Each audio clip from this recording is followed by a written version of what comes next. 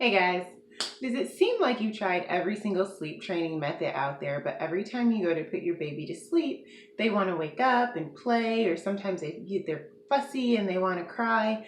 Well, there may be a few key components that could help you to get your baby to sleep and to stay asleep for a sound night's sleep. This goes for nap time or bedtime, but I have 6 key tips that might help you get your baby to sleep. Number 1, make sure to always keep the room dark. And I know some of us have babies that will go to sleep with light coming through the blinds or maybe with the night light on.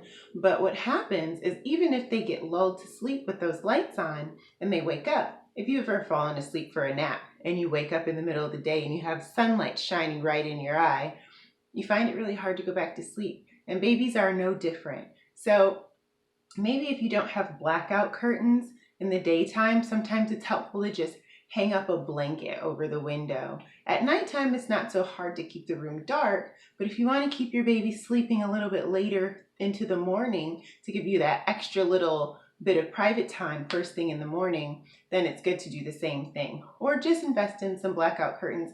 There's also window darkening fabric that you can buy from the fabric store, and it's a whole lot cheaper than buying the curtains as well.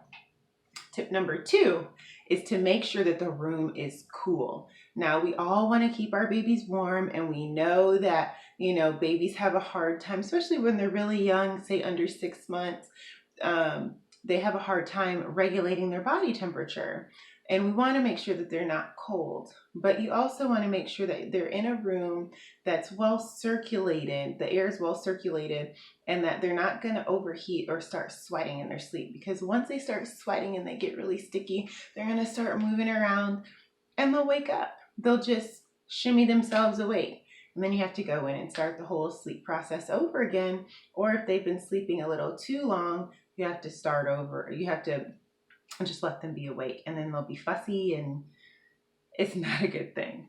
One thing that I like to do, and that I also did back in my nanny days and also with my son AJ, is just get a small fan, not a big floor box fan or anything like that, just one of those little small fans. I think you can find them at anywhere, Walmart, Target, the craft store. They have all these little fans, and just make sure that it's blowing over the top of their bed, not directly on the baby, but just blowing over the top of the baby. And that will give enough air and enough circulation that will keep them comfortable without chilling them out. Number 3 is to minimize noise. And I know a lot of times people suggest sound machines and different things like that. I have no problem with a sound machine. A sound machine was my saving grace with just about every single child I've ever had to sleep train. However, I would suggest getting a sound machine that has a timer on it. So you want to use the sound to lull them to sleep, but you don't want to use it to keep them asleep, because what's going to happen, it'll be really, really hard for that child to break that old habit of having to sleep with that sound machine consistently. They won't get good sleep.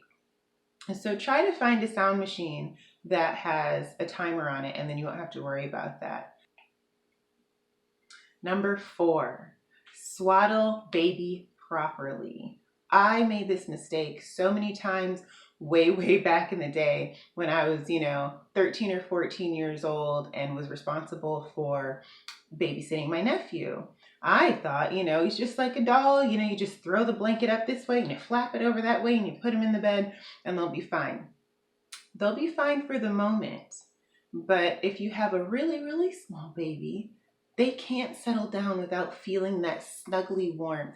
And many older babies, even into a year old and up to 16 months even, they need to feel that snuggliness that they had in the womb. Remember that these babies were just inside of a very small confined sac, and now they're out here in the world, and this is a very big place.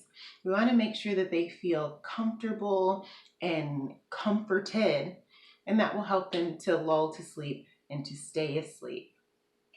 Number 5, when you get ready to put baby down, don't wait until they're all the way asleep.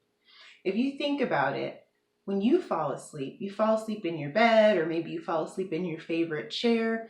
If you woke up and you were on the porch, you would freak out. I mean, I don't know what I would do, but I would be pretty scared if I fell asleep in my bed and I woke up on the porch. It's the same scenario with a small child. You're hugging them and you're cuddling them, and they're in that safe comfort zone, and then they fall asleep. And just like all of us, we wake up several times through the night while we're sleeping.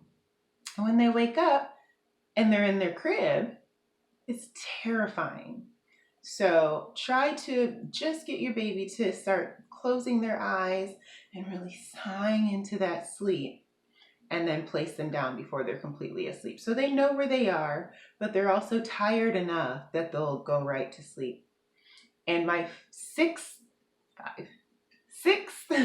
and final tip, and this is one of the most important things I think that you can do when you're putting your baby down to sleep, is to avoid eye contact.